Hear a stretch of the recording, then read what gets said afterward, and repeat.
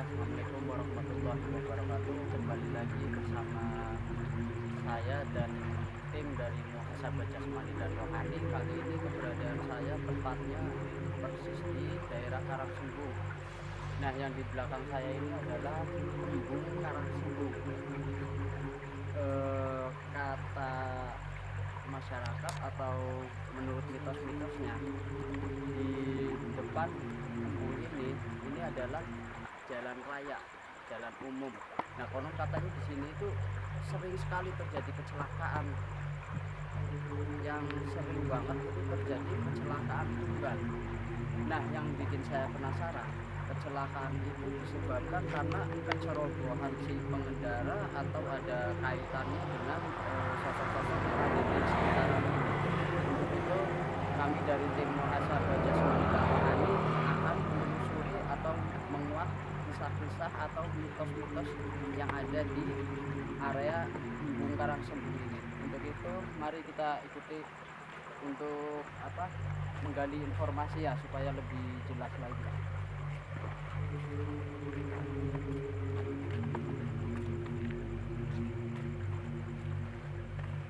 Nanti kita akan mengelilingi ini.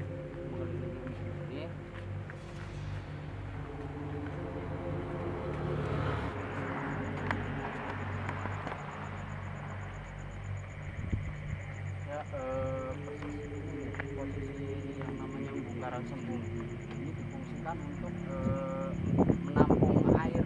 Kalau misalkan lagi musim kemarau, jadi petani itu nggak susah untuk mengairi sawahnya.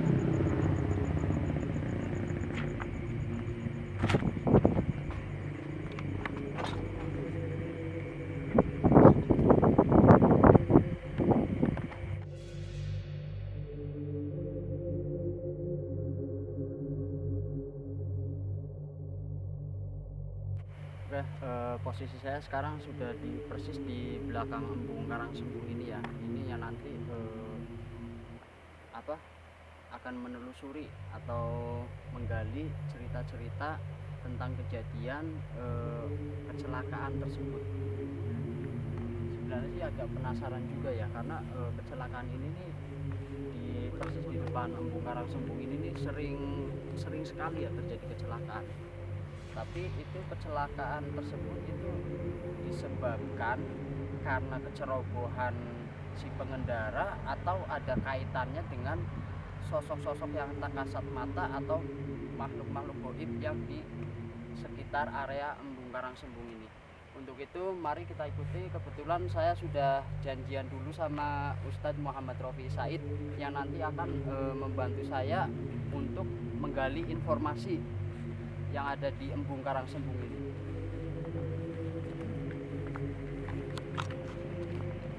Kebetulan beliau sudah datang, teman-teman. Assalamualaikum warahmatullahi wabarakatuh. Maaf sudah lama ya tadi. Oke teman-teman, sekarang saya sudah bersama Ustadz Muhammad Rofi Said. Nanti dia yang akan menggali informasi tentang kejadian-kejadian yang tadi saya sebutkan ya. Monggo Pak Ustadz. Assalamualaikum warahmatullahi wabarakatuh. Sekarang kita berada di Embung Karangsembung ya, yang tepatnya di Desa Karangsembung. Kita akan coba berusaha untuk mengulas sisi lain dari Embung Karangsembung. Embung Karangsembung ini. Kita akan coba yang namanya mencari sisi lain. Karena kita hidup itu seperti halnya kita berhadapan dengan cermin. Diri kita tersebut itu menghadap, itu diri kita ada.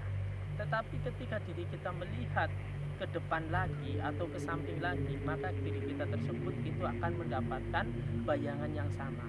Dalam arti setiap daerah, terutama daerah-daerah pengairan yang seperti ini, yang sifatnya itu sepi, kemudian di situ juga tidak ada aktivitas manusia dalam waktu malam hari, kemungkinan besar yang aktivitas yang terjadi pada malam hari itu adalah kejadian-kejadian yang mungkin tidak bisa dipikir oleh nalar. Ya seperti halnya dulu di sini juga ada yang namanya kecelakaan ya, persis itu kurang lebih 2 tahun yang lalu ya, itu ada seorang pedagang yang keserempet motor ya, itu sampai dia tersebut itu tidak bisa diselamatkan. Kemudian kecelakaan tunggal yang lainnya. Tapi yang kita akan bahas yaitu sisi lain embung Karangsembung ini, dikarenakan dulunya ini sebelum embung tersebut itu dibangun ya, konon di sini ceritanya itu adalah perkebunan tebu. Perkebunan tebu ya, dulunya di sini itu perkebunan tebu itu luas ya, luas sekali. Karena pas waktu itu juga sekitar daerah Songgom ya, daerah Songgom itu sampai Rawabaju itu juga sambung, pabrik tebu itu sambung ya, ladang tebu itu sambung, dikarenakan itu masih ada bukti-bukti dari sambungnya pertanian tebu tersebut itu. Dengan bukti yang ada adalah setrem ya, tadi kita sudah yang namanya mencoba melihat ya setrem yang ada di Desa Cenang, kita sudah lihat ya, atau jalur kereta tebunya itu ada, masih ada lah, sekitar itu masih ada. Kemudian ada lagi yang berada di Desa Songgomnya yang persisnya itu di Bruk Ireng ya, jembatan Ireng Dogling itu juga ada ya, itu juga jembatan sama, fungsinya itu untuk mengambil tebu tersebut kemudian dibawa ke PG Jatibarang untuk dikelola. Yang paling penting kita hidup ya, kita hidup itu seolah-olah berdampingan dengan makhluk yang tak kasat mata. Jadi kita meyakini mereka itu ada, diri kita mengimani mereka tersebut itu ada, tapi diri kita tersebut itu akan mencari ya, mencoba mencari informasi yang ada bahwa di embung Karangsembung ini itu apa kejadian kecelakaan tunggal, misalkan yang di pinggiran Karangsembung tadi sebelum ke embung belokan itu ya. Ya, sebelum embung kan di situ ada kantor perairan kecil yang mati ya, di situ ya.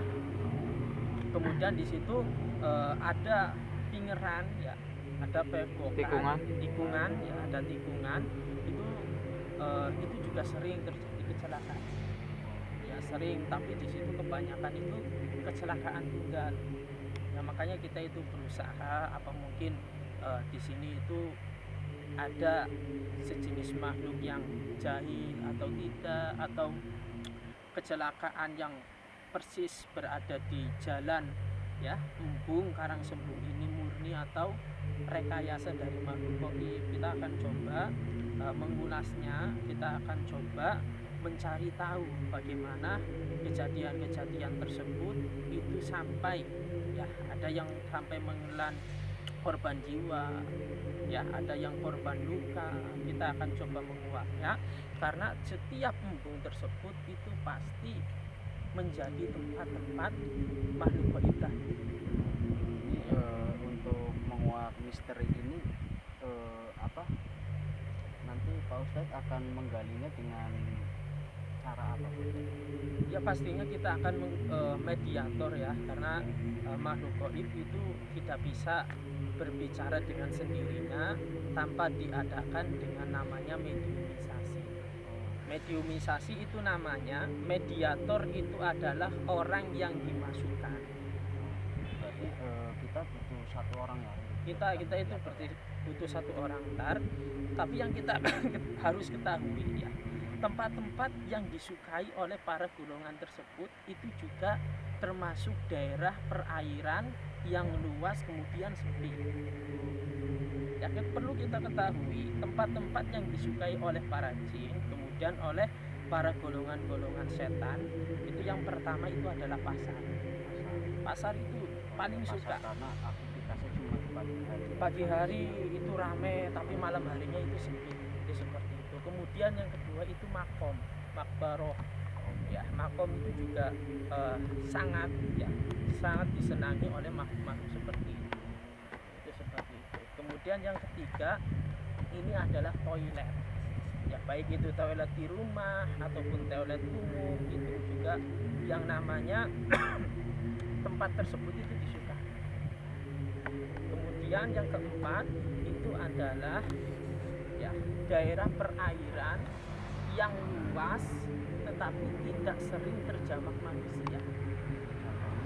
Ya seperti embung dimanapun, bahkan bukan embung saja ya, bukan embung saja, kolam renang yang persis ada di depan rumah ataupun di samping rumah itu bisa jadi menjadi tempat-tempat seperti itu. Ya berarti bukan misalkan di sini embunnya itu di sini, kemudian tempatnya sepi, kemudian di sini katanya tidak ada rumor-rumor tertentu.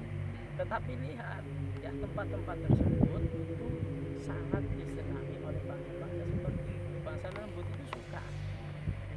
Jangankan embun ya, jangankan embung, toilet rumah saja itu yang namanya disukai oleh golongan jin dan setan. Makanya ketika diri kita tersebut itu mau masuk ke kamar mandi, kita tersebut itu harus kali ini kita akan coba mediumisasi. Kita akan mencari informasi seputar peristiwa-peristiwa yang letaknya itu persis ya di jalan raya yang terletak di depan Embung Karangsembung.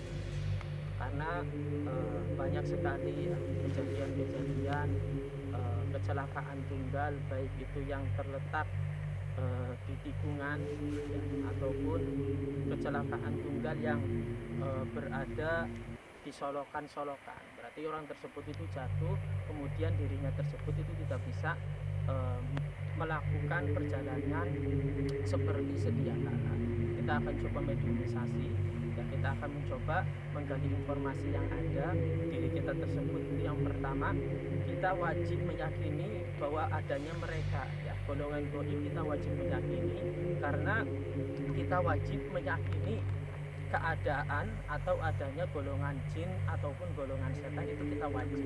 Tapi kita tidak wajib mempercayai semua ucapannya, karena golongan jin, golongan setan itu termasuk ya inna syaitona mubina, yang kadang-kadang itu bisa menyesatkan diri kita.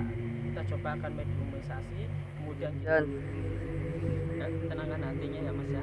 Kita akan coba mediumisasi, kita akan coba memasukkan makhluk-makhluk yang ada di sekitar Embun Karangsembung ini ya. Ya, sambil hatinya, sambil ngucapin zikir, sambil minta agar pocong tersebut itu masuk, tidak ada paksaan. Tenang.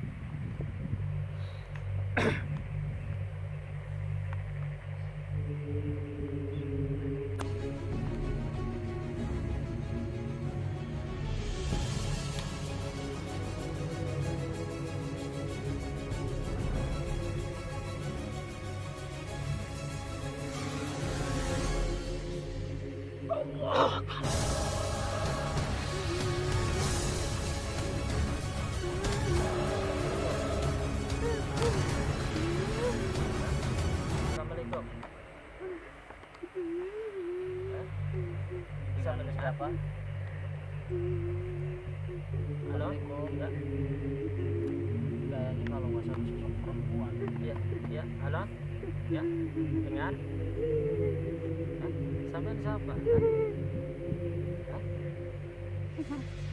Hah? Sampean siapa? Ayo, ayo, kul biidnillah. Ayo, ayo berbicara dengan izin Allah. Ayo, sampean siapa? Hah? Saya hanya mau bertanya ya. Sampean siapa? Sampean perempuan. Penunggu kene sampean. Oh. Saya mau tanya ya. Sampean di sini berwujud apa? Hah? Ya? Saya mau tanya, sampean berwujud apa di sini? Hah? Hah? Penunggu kene sampean. Saya mau tanya sedikit ya, boleh ya? Ya, saya mau tanya. Ya? Ya, saya mau tanya kepada sampean, ya? Hah? Lah sampean iki kene iki wis suwe apa ora? Hah? Hah? Ayo kul biidnillah. Hah? Misuwen kene sampean. Perempuan juga apa? Dekat di kameranya, suaranya kecil. Ayo. Sampean di sini sudah lama? Hah? Ayo kul biidnillah. Bi kalimatillah kul. Misuwen sampean kene. Aku melu takon karo jenengan ya. Ya. Tentang masalah apa sing ana ning embun kiye ya. Ayo kul biidnillah. Sampean siapa? Sampean siapa dulu, namanya siapa? Hah? Sampean merintih itu kenapa sih? Hah? Apa bisa di apa suruh dulu? Enggak apa-apa, biar seperti itu aja. Hah? Aku melu takon ya. Hah? Orang apa? Aku melu takon ya. Ning embun kene iki apa sering ya? Ana penampakan sing jaili manusia. Hah? Ya. Siapa kowe? Sampean apa siapa? Sampean sering ganggu juga berarti. Ya? Ya aku sih. Bisa nih. Oh, sering kecelakaan. Berarti sampean paham ya? Ya. Ayo guyub bae sampean. Ayo. Aku malu takon karo jenengan ya. Ya. Kejadian ya 2 tahun ya 2 tahun yang lalu ya 2 tahun yang lalu kan ada kecelakaan di sini yang merenggut korban jiwa ya. Kalau nggak salah itu seorang lelaki ya parubaya ya. Sampean saya mau tanya di sini ya. Kejadian tersebut itu alami atau gimana? Murni naas atau ada unsur-unsur yang lainnya? Hah? Ayo, kul biidnillah. Kumpet ceroboh. Ceroboh primen. Hah? Ceroboh.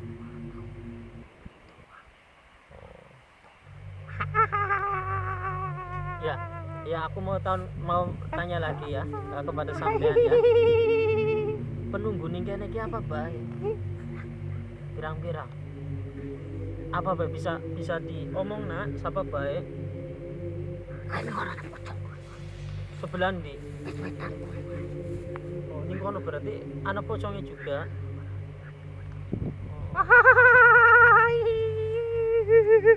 Sosok apa tadi? Katanya di situ juga ada pocong juga ya. Ayo. Uskut biidnillah. Ya uskut biidnillah. Ayo. Kul. Ayo, sampean di sini itu yang sering menampakkan diri, yang sering mengganggu itu siapa sebetulnya? Saya mau tanya. Saya mau tanya. Hah? Sampean. Biasanya sampean ning kene iki sering ngerjani apa ora? Ya aku seneng kerjane. Lah ngerjani ini ki primen sampean? Bocah sih. Aku seneng donga. Maksa. Oh, berarti sampean seneng ya gangguin wong sing ora tau ndonga. Ya mungkin dia itu tidak ingin menyebutkan ya bahwa dia itu sosoknya apa, tapi saya yakin dari caranya dia itu mengekspresikan apa yang masuk itu pasti yang masuk tersebut itu sosok perempuan. Kemungkinan besar itu adalah sosok kuntilanak ya, karena itu menangis seperti inilah. Ayo kul biidnillah uskut. Ayo Coba balik. Hah? Balik. Bisa nih. Coba balik. Hah? Balik. Bisa nih pernah balik kan? Balik. Sampean ning kene ya. Kita percaya. Iya, ya. Sampean ning kene ya. Saya mau tanya lagi ya. Hah? Ya tenang ya. Bisa dipertanyakan tadi. Iya. Tangisannya itu disebabkan karena Iya. apa? Ya, sampean di sini ya. Itu ada sebelum embung ini dibangun apa sudah ada pas waktu embung ini sudah dibangun? Semenjak. Oh, berarti semenjak dibangun itu mulai pada datang. Ya. Belum lama ya. Berarti belum lama ya. Kemungkinan itu juga masih area sini ya. Karena itu makhluk-makhluk yang seperti ini itu sangat suka di perairan yang sangat sepi. Yang tadi Hah? Sampean dulunya itu katanya kan di sini itu semenjak ini dibangun ya. Sampean itu dulunya itu di mana? Hah? Tuliskan pos tempatnya yang pertama. Oh, berarti sampean ini enggak ya? Pos kali. Oh, pos yang paling depan. Ya. berarti sampean di situ dulunya ya. Terus mau tanya lagi ya, kenapa sampean itu nangis-nangis terus itu kenapa? Pos hasilnya. Hah? Hasilnya. Kasih sampean itu berarti tertawa kayak gitu. Lah, tujuannya sampean ya ganggu nih bocah gue keprimen. Sing Oh, sing keumur. Oh, berarti sampean tahu ya orang yang mau terkena apes ya, terkena belai. Loh, berarti sampean apa? Mendahului kehendak Allah dong. Ya. Loh, masa seperti itu? Ha? Masa sampean lebih tahu daripada Allah? Masa sing izin.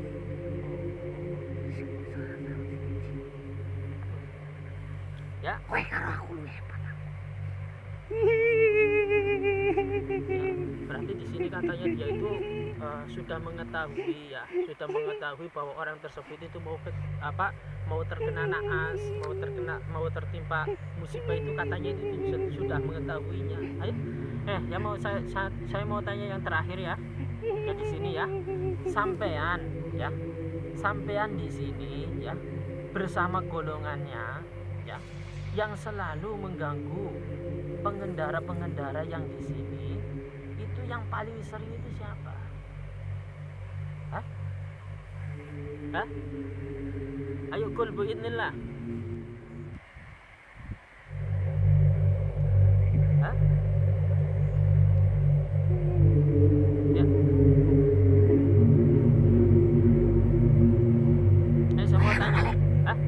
Ya sebentar ya. Saya mau tanya sebentar lagi ya. Kedatangan sampai ya, kedatangan kami di sini mengganggu tidak?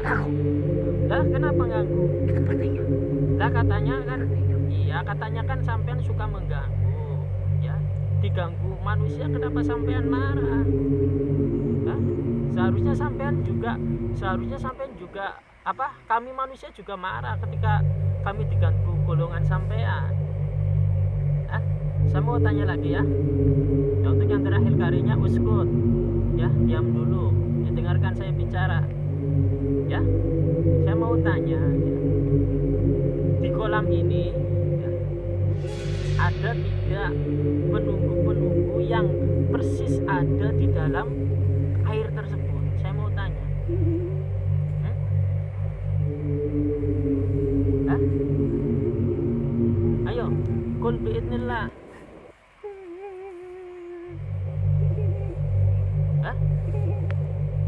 Saya mau tanya, ayo kul biidznillah. Saya cuma mencari informasi ya kepada sampean ya agar diri kami tersebut itu lebih hati-hati lagi ya. Penting. Oh, berarti sampean tidak bisa mengganggu orang yang selalu berdoa.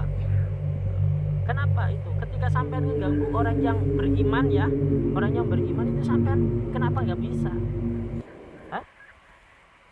Ada cahaya putih. Berarti ada cahaya putih ya. Berarti sampean itu tahu ya. Ya. Balik. Ya, ntar sebentar lagi ya. Berarti sampean tahu ya, melihat aura wajah ini yang sering berzikir, ini yang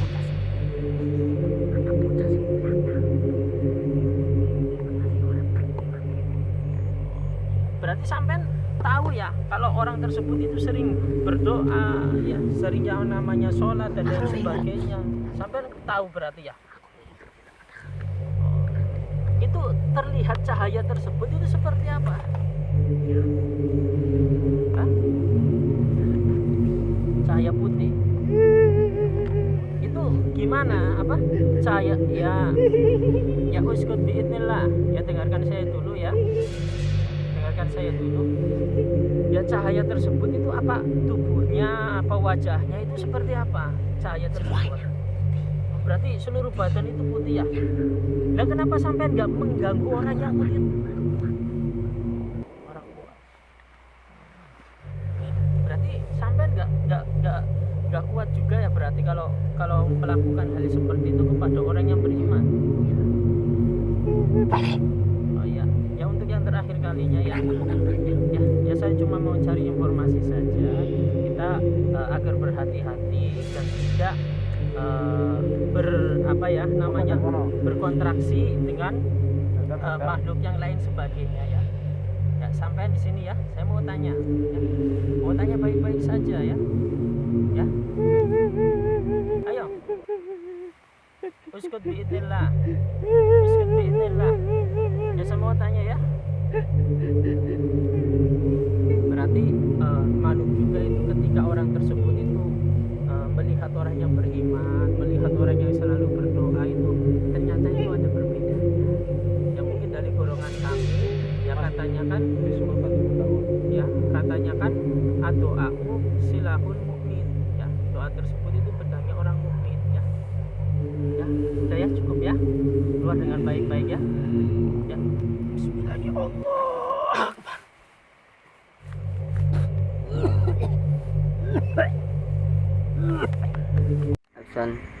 Berarti diri kita tersebut itu sudah mengetahui ya kejadian-kejadian yang ada itu, ada kalanya orang tersebut itu terjadinya itu naas. Kemudian poin yang paling penting yaitu bahkan makhluk gaib saja itu mengetahui apa? Mengetahui orang-orang yang selalu berdoa kepada Allah Subhanahu wa taala. Saat untuk beraktivitas itu tahu. Dia itu tidak mau yang namanya menggoda kepada orang-orang yang selalu berdoa atau tidak meninggalkan sholat tadi. Ada perbedaannya. Katanya tadi itu ketika orang tersebut itu sering berdoa, kemudian sering yang namanya melakukan perintah Allah Subhanahu wa taala, dirinya tersebut itu tidak bisa mengganggu orang tersebut. Karena orang yang selalu berdoa itu wajahnya dan seluruh tubuhnya tersebut itu bersinar ya. Itu kata golongan-golongan yang gaib atau golongan-golongan yang tak kasat mata itu seperti itu. Makanya kita berpesan kepada semua para penonton ya, para hadirin kita tersebut itu harus yang namanya berdoa tersebut jangan sampai ditinggal ya. Apalagi diri kita tersebut itu sebagai seorang mukmin ya, yang mempercayai adanya perkara gaib, adanya surga neraka, adanya jin dan setan. Karena jin dan setan ya, terutama setan itu adalah jelas musuh yang nyata bagi kita. Ya, katanya kan inna syaitana aduwwun mubin. Setan tersebut itu musuh yang nyata bagi diri kita. Ya, setan saja tersebut ya, kalau kuntilanak itu bukan termasuknya jin ya. Kalau jin tersebut itu ada yang muslim ya, ada yang kafir ya. Kalau jin itu muslim berarti itu beragama. Kalau jin tersebut itu kafir itu masuknya kepada setan. Setan itu juga jin ya. Tapi kalau jin itu ya kemungkinan besar itu bisa muslim ataupun bisa kafir. Tapi kalau setan itu semuanya tersebut itu pasti kafir, karena tidak menerima kebenaran-kebenaran yang dibawa oleh Nabi Muhammad SAW tadi ya. Kita harus ya, intinya kita harus berdoa di setiap saat, karena doa tersebut itu adalah senjatanya orang mukmin ya. Gangguan halus, gangguan manusia itu insya Allah diri kita tersebut itu bisa terhindar dari marak bahaya, apalagi yang sifatnya tersebut itu datang atau diganggu oleh setan-setan yang jelas itu musuh kita. Ya sudah dicerangkan bahwa yang namanya doa usilatul mukmin ya, doa tersebut itu adalah senjatanya orang muslim ya. Cukup sekian ya dari kami ya, pesan kami itu berhati-hati dalam melakukan aktivitas. Jangan lupa kita setiap hari itu berdoa karena berdoa tersebut itu sebagai tameng atau senjata kita bagi gangguan-gangguan yang menyerang keluarga kita, yang menyerang keselamatan kita. Sekian dari kami. Wassalamualaikum warahmatullahi wabarakatuh.